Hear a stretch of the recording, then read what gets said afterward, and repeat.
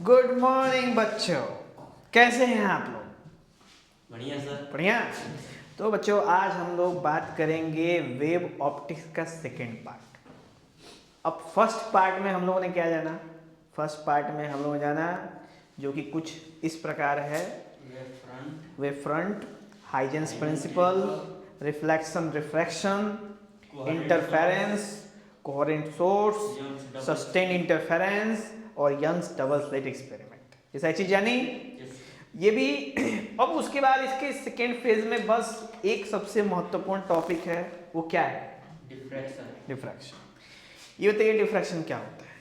तो जब भी हम डिफ्रैक्शन को थोड़ा सा गौर करते हैं तो जब भी कोई भी लाइट जब क्या हो जाए, स्प्लिट हो जाए, कोई भी लाइट का पार्टिकल क्या हो जाए, स्प्लिट हो जाए। इसके लिए एक बेस्ट एग्जांपल लेते हैं हम लोग कि मान के चलो ना कि मॉर्निंग टाइम में जब सनराइज नहीं हुआ होता है ना, तो क्या हमको लाइट दिखती है चारों तरफ? मॉर्निंग टाइम में बिना सनराइज हुए भी लाइट क्या होती है, हमें दिखती है। और शाम को सन सेट होने के बाद भी हमको कुछ समय तक लाइट दिखती है, हाँ या ना? ऐसा क्यों? क्या कारण है इसके पीछे? डिफ्रैक्शन। ठीक। अच्छा, अब दूसरी बात, मान चलो कि दिन के समय में अब घर के अंदर हो, ठीक है, दिन के समय में अब घर के अंदर हो तो भी सारी चीजें दिखती हैं, भले लाइट ऑन हो चाहे ना हो। किसकी वजह से? डिफ्रैक्शन की वजह से। बात समझ में आई? तो अभी हम लोग ये जो टॉपिक शुरू करेंगे, जितना ब्लू सेक्शन है बस इतना ही कवर करना है। बाकी जो ये है पोलराइजेशन, लॉ ऑफ मॉलस लॉ, ये सब सिलेबस में नहीं है सीबीएसई के अकॉर्डिंग, ठीक है? तो हम लोग इसको नहीं देखेंगे, पर मैं हल्का फुल्का इसके बारे में बताऊंगा आपको, ठीक है? चलिए स्टार्ट करते हैं। सबसे पहले तो आता है डिफ्रैक्शन ऑफ लाइट। क्या है डिफ्रैक्शन ऑफ लाइट? तो यहां पे आता है the phenomenon of bending of light around the corner. किसी भी कॉर्नर के अराउंड जब भी कोई लाइट जाके क्या जाती है, टकरा जाती है, तो जो बेंडिंग होता है उसी bending encroachment of light in geometrical shadow of the opaque obstacles is called diffraction. अब इसको थोड़ा एक्सपेरिमेंटली समझना पड़ेगा। तो गौर करो ना कि ये हमारे पास पेन है, हाँ या ना? और इससे लाइट पास नहीं हो सकती, ये भी पता है, ओपेक है। अब मान लो कि ये यहाँ पे x लिखा हुआ है, लिखा है ना? तो अगर हमने इसके सामने ऐसे कर दिया, एकदम पुट कर दिया, तो क्या पेन का शैडो दिख रहा है? दिख रहा है, लेकिन फिर भी x विजिबल है। पेन का शैडो दिख रहा है, लेकिन उस शैडो के आड़ में जो है फिर भी हम उसको देख सकते हैं। What is the कारण behind it? This is known as diffraction। यानी ऑब्स्टिकल से, ओपेक ऑब्स्टिकल से वो कॉर्नर से टकरा के और उस जगह में पहुंच जाए जहां पे लाइट नहीं है, वहां पे भी विजिबिलिटी बढ़ाए, उसी को हम लोग डिफ्रैक्शन बोलते हैं। बात समझ आई? तो यहां पे देखो ये सोर्स है, इस सोर्स से लाइट एकदम आनी चाहिए सीधी। तो देखो ये जगह पे तो लाइट है ही है कि नहीं? तो मान के चलो, देखो यहां पे ये दो क्या है, स्लिट है, ठीक है? दो स्लिट के बीच से लाइट आ रही है, तो लाइट यहां तक आ रही है, लेकिन हमको जो विजिबिलिटी यहां तक दिखेगी, जहां पे वाई और एक्स, इसमें भी हमको विजिबिलिटी दिखेगी। कारण क्या है इसके पीछे? डिफ्रैक्शन। उसी तरीके से आप जब स्लिट यहां लगा दो तो देखो अकॉर्डिंग टू इस पॉइंट बिल्कुल ऊपर भी चाहिए ना, इसके बीच में देखो यहां से इसके बीच में हमको लाइट दिखनी चाहिए, जो कि दिख रही है, लेकिन उसके साथ साथ हमको इसमें भी लाइट की विजिबिलिटी है। कारण क्या है? डिफ्रैक्शन। क्यों? क्योंकि इस वाले पॉइंट से जब लाइट के जो वेव नेचर के हैं, पार्टिकल्स दोनों हैं डुअल नेचर, जब टकराता है तो यहां से इसकी स्कैटरिंग हो जाती है, स्प्लिटिंग हो जाता है, जिसकी वजह से इधर जो मेन है वहां तो दिखता ही दिखता है, साथ में हमको साइड वाला वेव्स पे भी विजिबिलिटी दिखने को मिलती है। बात समझ आई? ये कारण ये होता है कि जब भी किसी कॉर्नर से टकराता है ना, तो यहाँ पे स्कैटरिंग से माहौल बन जाता है, यानी कि डिफ्रैक्ट हो जाता है। डिफ्रैक्ट का मतलब क्या है, अपना ओरिजिनल रास्ते से क्या हो जाना, भटक जाना, तो उसको हम लोग डिफ्रैक्ट बोलते हैं, है कि नहीं। या डेविएट भी नाम सुनो, डेविएट। तो डेविएट क्यों नहीं बोलते हैं, डेविएट इसलिए नहीं बोलते हैं क्योंकि पूरा का पूरा लाइट ही चला जाएगा। लेकिन डिफ्रैक्ट इसलिए बोलते हैं कि बहुत सारे लाइट इधर उधर भागेंगे, पर कुछ ना कुछ तो ऐसा होगा जो उसको कवर करने की कोशिश करेगा। बात समझ आई।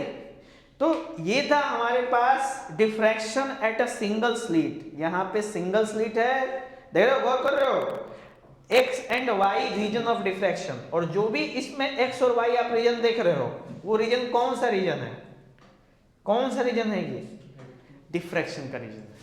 यानी डिफ्रैक्शन के बाद हमको वहां की जो प्लेस है वो विजिबल हो रहा है, ठीक है। जबकि बोलते हैं कि light travel in a straight line, बोलते हैं ना, तो यहाँ पे तो विजिबिलिटी नहीं होनी चाहिए क्योंकि स्ट्रेट लाइन को ये फॉलो नहीं कर रहा है। लेकिन इसके पीछे जो फेनोमेना है उसी का नाम क्या है, डिफ्रैक्शन। इसमें कोई किसी को डाउट, चलिए आगे बात करेंगे हम लोग। तो diffraction of light at a single slit, यानी अगर एक होल हो उससे डिफ्रैक्शन कैसा होता है। तो गौर करोगे, यहाँ पे ये स्लिट का डिस्टेंस है, यानी डिस्टेंस, स्लिट कितना चौड़ा है, देख लो आप, स्लिट कितना चौड़ा है। मान लो अगर गिनती के हिसाब से देखो तो 0 से लेके कहाँ तक गया है, 12 तक। अब उसके सामने हमने क्या चीज रख दिया है, एक कॉन्वेक्स लेंस। और कॉन्वेक्स लेंस का काम क्या होता है, कन्वर्ज करना।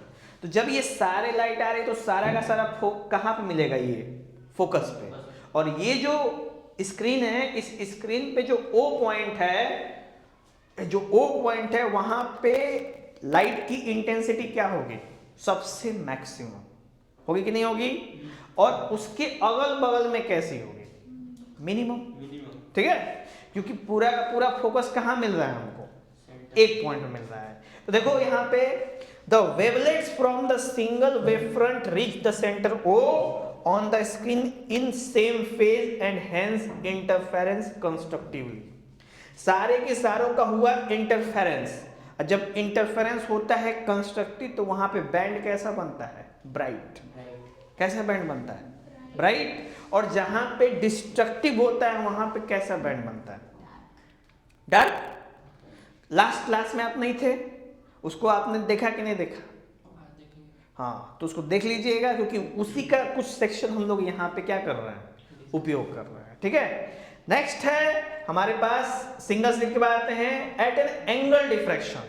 यानी पिछली बार तो 0 डिग्री पे कार्य हो रहा था, बिल्कुल, लेकिन इस बार अगर हम इसकी पॉइंट को क्या कर दें, चेंज कर दें डिफ्रैक्शन को, तो एक चीज गौर करोगे, सेंटर में ब्राइट तो मिल रहा है लेकिन डार्क की तरफ भी पूरी तरह डार्क नहीं है।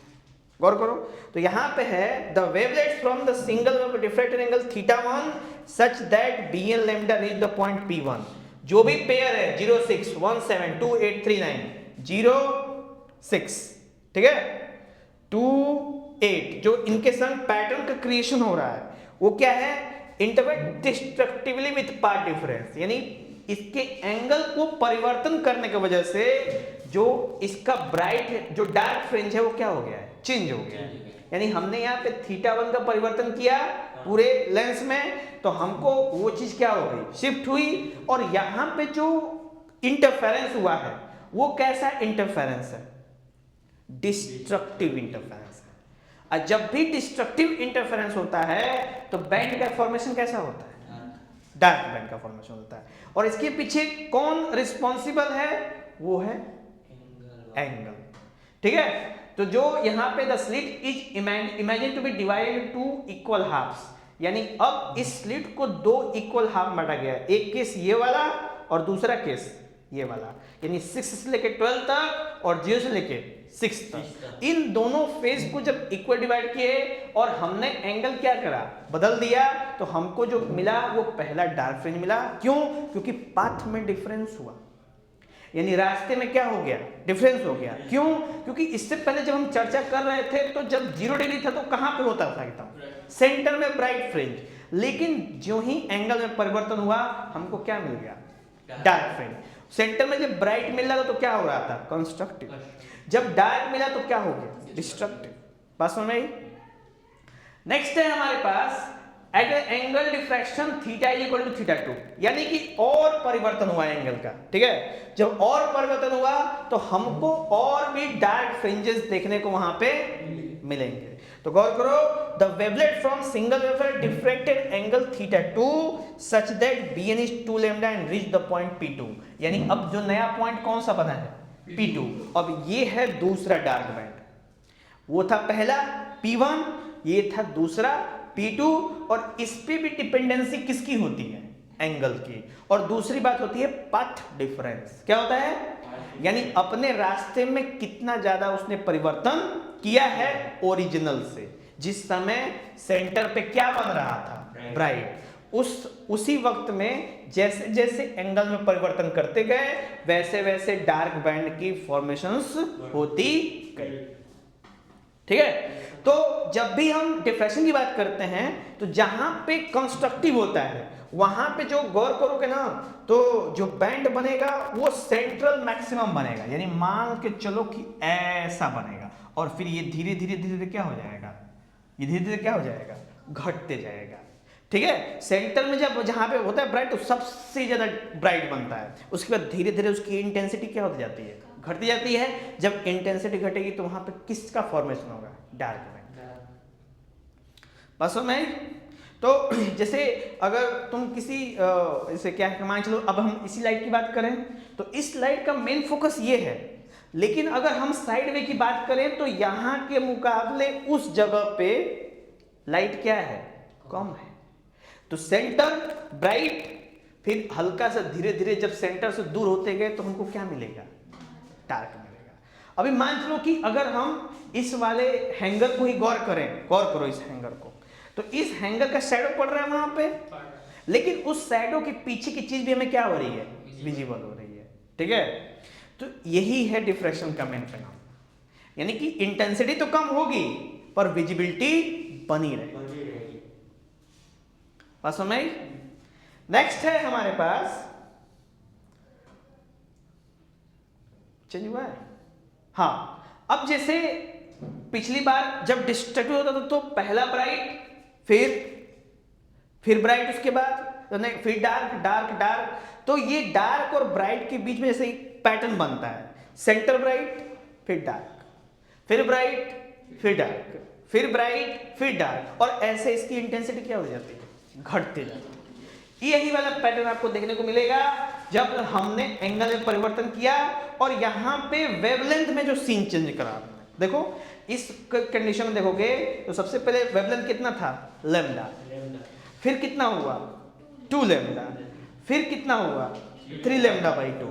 यानी जैसे जैसे वेवलेंथ में परिवर्तन करता गया हम लोगों ने एंगल में परिवर्तन किया चेंज, तो हमको डार्क, जैसे पहला ब्राइट मिला फिर डार्क मिला था, फिर ब्राइट मिलेगा और वहां पे क्या मिला था हमको, डार्क। तो ये अल्टरनेटिव केस होता है, अल्टरनेटिव डार्क ब्राइट बैंड्स हमको मिलते हैं जैसे जैसे स्लिट्स में हम लोग इक्वलाइजेशन यानी कि पार्टीशन हम उसके अंदर करते हैं, ठीक है।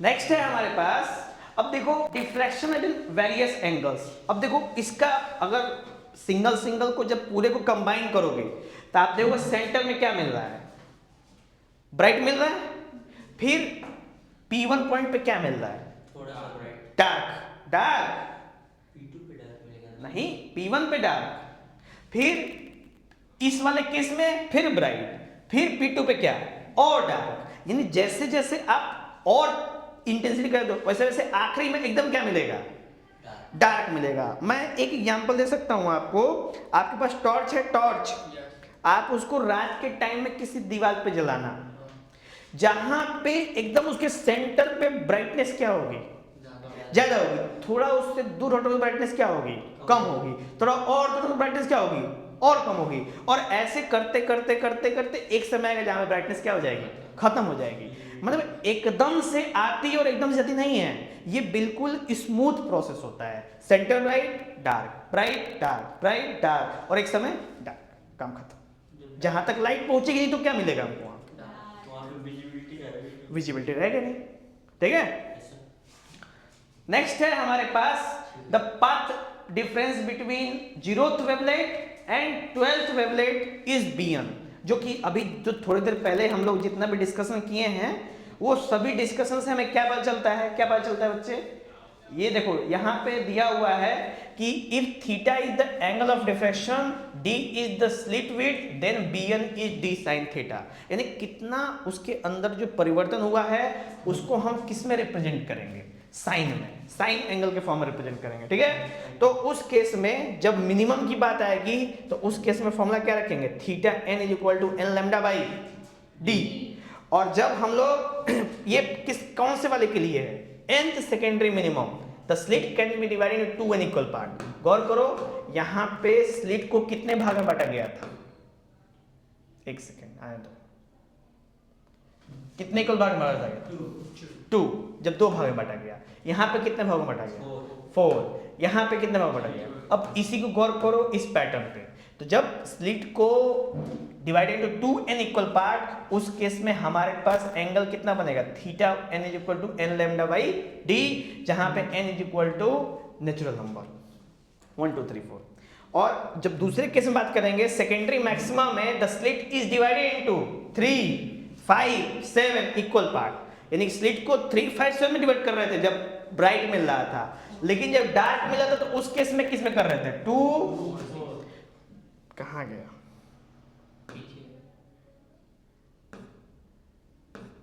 हाँ, डिवाइडेड टू 2 4 6 इक्वल पार्ट्स, यानी गौर करो यहाँ पे तो जिस डिफरेंस जो गौर करो, इस केस में जब मैक्सिमम मिल रहा था तो उस केस में और कंडीशन आ रही थी, जब मिनिमम मिल रहा था उस केस में इवन कंडीशन आ रही थी, इस पे गौर करना है। उस केस में पाथ, मिनिमम केस में पाथ डिफरेंस लैम्डा बाई 2 हुआ करते थे, और मैक्सिमम केस में पाथ डिफरेंस लैम्डा हुआ करता है, ठीक है। और उसी प्रकार जब हम n सेकेंडरी मिनिमा की बात करते हैं तो theta n equal to 2n plus lambda बटा 2d, ये देखो ये जस्ट फॉर आपको समझने के लिए है, इसका एग्जाम से कोई अभी वास्ता नहीं है, ठीक है। डिफ्रैक्शन का फिनोमेना इतना ही आपको जानना है, क्लियर, पाथ डिफरेंस के बारे में क्लियरिटी नहीं है। नेक्स्ट है विड्थ ऑफ सेंट्रल मैक्सिमा, यानी कि जो सेंटर में मैक्सिमा बना है उसकी चौड़ाई कितनी होगी, कितना चौड़ा बनेगा वो, तो वो होगा beta not is equal to 2d lambda by d, जहां पे कैपिटल D है इसके बीच में डिस्टेंस और स्मॉल d है हमारे स्लिट के बीच का डिस्टेंस। तो स्लिट में जो डिस्टेंस है वो स्मॉल d, और जो स्क्रीन से और स्लिट के बीच का डिस्टेंस है वो कैपिटल D, और हम वेवलेंथ के साथ इसकी वैल्यू को फाइंड कर सकते हैं कि सेंट्रल मैक्सिमा कितना बनेगा, आपको वैल्यू बस पुट करनी है उसमें। नेक्स्ट है हमारे पास फ्रेस्नेल डिस्टेंस। फ्रेस्नेल एक साइंटिस्ट थे जिन्होंने डिफ्रैक्शन के बारे में बताया था। डिफ्रैक्शन के बारे में 2 साइंटिस्ट ने बताया था, फ्रेस्नेल और फ्राउनहोफर, ठीक है। तो यहाँ पे हमारे सामने कौन है, फ्रेस्नेल डिस्टेंस। फ्रेस्नेल डिस्टेंस वो है कि slit at which spring due to diffraction become equal to size of slit, यानी कि स्लिट और स्क्रीन के बीच में इतनी दूरी कि जब जितना बड़ा स्लिट है उसके रेशियो में इमेज क्या होने लगे, बनने लगे, यानी उसके केस में डिफ्रैक्शन क्या होने लगे, होने लगे, उसको बोलते हैं हम लोग फ्रेस्नेल डिस्टेंस, ठीक है। अब देखो डिफरेंस बिटवीन, यहां तक बस ये वाला पार्ट आपको गौर करना है फ्राउनहोफर और फ्रेस्नेल में, ठीक है। फ्राउनहोफर और फ्रेस्नेल, फ्रेस्नेल में आप क्या समझेंगे कि distance from the slit at which spreading of light due to diffraction become equal to the size of slit, यानी इतने दूर रखना है कि जो डिफ्रैक्शन हो वो स्लिट के साइज के क्या हो जाए, बराबर हो जाए। तो उस कंडीशन में हम उसको बोलते हैं फ्रेस्नेल का डिस्टेंस, क्लियर। नेक्स्ट है हमारे पास रे ऑप्टिक्स को कुछ लिमिटिंग केस है वेव ऑप्टिक्स में, ठीक है। तो difference between interference and diffraction, तो इंटरफेरेंस क्या कहता है कि जब भी 2 वेव्स आपस में क्या होते हैं, सुपर पोजिशन होते हैं, क्या होते हैं, सुपर पोजिशन, तो उन केसेस में हमको आउटपुट क्या निकलता है, कोहेरेंट की उत्पत्ति होती है वहां से, ठीक है। उसी तरीके से डिफ्रैक्शन क्या होता है, सुपरपोजिशन है सेकेंडरी वेवलेट्स का, गौर करना इसमें सुपरपोजिशन है 2 डिफरेंट वेव्स का, लेकिन इसमें सुपरपोजिशन है किसका? वेवलेट्स का। जो वेवलेट्स होते हैं उनका सुपरपोजिशन है, ठीक है, from the different part of the same wave front, यानी एक ही वेव फ्रंट का होता है। दूसरा, fringe width is generally constant, सबके बीच में डिस्टेंस क्या होता है? इक्वल होता है। फ्रिंजेस आर वेरिंग विड्थ, यानी जो सेंटर में होता है उसकी विड्थ ज्यादा होती है और जैसे जैसे घटते जाओगे, मतलब दूर हटते जाओगे, वैसे वैसे उसकी वैल्यू क्या होती जाएगी? डिक्रीज होती जाएगी। तीसरा है all the maxima at the same intensity, जितने भी इसमें मैक्सिमम बनते हैं सबकी इंटेंसिटी क्या होती है? सेम होती है, पर the maxima are of varying intensities, और इसमें इंटेंसिटी क्या होती रहती है? बदलती रहती है, फिक्स इंटेंसिटी नहीं रहती है। तीसरा है there is good contrast between maxima and minima, but there is poor contrast between maxima and minima. इनके बीच में जो कंट्रास्ट इतना बढ़िया होता है कि आप डिसाइड बता सकते हो देख के कि कौन सा मैक्सिमा और कौन सा मिनिमा है, पर इसके केस में आपको आइडेंटिफाई करने में थोड़ा सा दिक्कत होगा, ठीक है, क्योंकि इतना बारीक डिफरेंस रहेगा उनके बीच में जिससे आप ये आइडेंटिफाई नहीं कर पाओगे कि मिनिमा कहां बन रहा है। बात समझ में आई? तो ये था हम लोग का टोटल डिफ्रैक्शन का पैटर्न, समझ में आया? कोई डाउट? चलिए, कोई डाउट होगा तो आप लोग पूछेंगे, बाकी नेक्स्ट हम लोग बात करेंगे जो कि है नहीं पर बस जानेंगे हम लोग इसके बारे में, ठीक है। वो क्या है? वो है पोलराइजेशन, बस उसके बारे में जानते हैं। तो पोलराइजेशन एक ऐसा फिनोमेना है जिसके अंदर लाइट, तो पता है ना कि लाइट ऑल डायरेक्शन में प्रोपेगेट करती है। लाइट के जो पार्टिकल्स होते हैं वो कैसे होते हैं? मल्टीपोलर होते हैं। कैसे होते हैं? मल्टीपोलर, यानी एक लाइट का पार्टिकल है तो उसके इतने डायरेक्शन होंगे, ठीक। जब इतने डायरेक्शन का पार्टिकल होगा तो उसकी इंटेंसिटी पता चलेगी, क्योंकि ऑल डायरेक्शन में वो एफर्ट मार रहा है। जैसे मैं समझाता हूं आपको, जैसे लेट सपोज कि आप लोग स्टडी कर रहे हो 12th में, आपको पांचों सब्जेक्ट स्टडी करना है तो आपका दिमाग 5 जगह चल रहा है, ठीक। अगर कोई ऐसा हो जिसको केवल एक सब्जेक्ट स्टडी करना हो तो बताओ कौन, किसकी एफिशिएंसी अच्छी होगी? एक वाले की कि 5 वाले की? एक वाले की। इसी को बोलते हैं कंसंट्रेशन पावर। अब यही पोलराइजेशन काम होता है। तो पोलराइजेशन एक ऐसा प्रोसीजर है, फिनोमेना है जिसके अंदर जो मल्टीपोलर होता है, यानी कि बहुत सारी चीज चल रही दिमाग में, जब इससे गुजरती हैं, यानी इससे क्या होती हैं? पास होती हैं, तो उनका सिस्टम क्या हो जाता है? चेंज हो जाता है, ठीक है। सिस्टम क्या हो जाता है? बदल जाता है।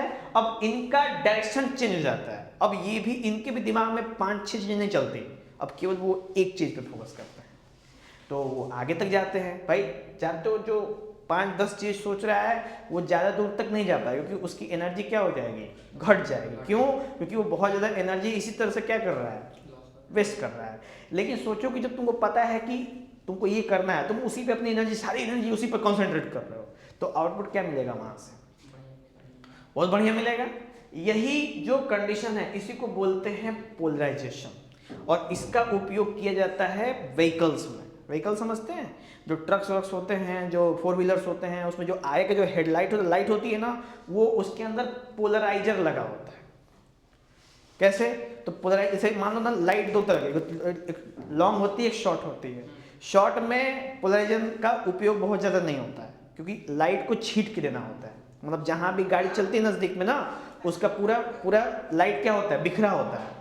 लेकिन जब दूर देखना होता है, लॉन्ग डीपर मारते हैं सब, तो उस केस में पोलराइजर वर्क करता है। सोचो वही लाइट अभी कहां दे रही थी? बड़ी नजदीक में दे रही थी, छीट बो के दे रही थी। अब उसी लाइट को मान लो 200 मीटर, 300 मीटर, 500 मीटर दूर तक एकदम इंटेंसिटी के साथ मारा गया है, वो क्वालिटी कैसे आ रहा है? पोलराइजर। जब इस तरह घर पे है तो 5 चीजें सोच रहा है आसपास में, और जब उसको दूर तक का रास्ता कवर करना है, तुरंत सारी चीजों को निकाल के दिमाग में केवल उस पर फोकस करेगा, फटाक से दूर तक जाएगा। यही क्वालिटी होता है पोलराइजर का। और पोलराइजर जो होता है, ये पोलराइजर है जिसका हेक्सागोन शेप है, ठीक है। इसका नाम है पोलराइड। क्या नाम है? पोलराइड, या इसको बोलते हैं निकोल प्रिज्म। क्या बोलते हैं इसको? निकोल प्रिज्म, ठीक है। निकोल एक साइंटिस्ट थे, उन्होंने प्रिज्म बनाया, इसलिए उसका नाम निकोल प्रिज्म पड़ गया। क्लियर? तो ये था पोलराइड्स और पोलराइजर। कोई डाउट इसमें? अब इसमें अगर आगे पढ़ेंगे, जानेंगे, लॉ ऑफ मॉलस, ब्रेविस्टर एंगल, ये सब चीज जानेंगे पर उसको नहीं जानना है। क्लियरिटी? इसी समय हम लोग क्लास को कहते हैं समाप्त। बंद कर।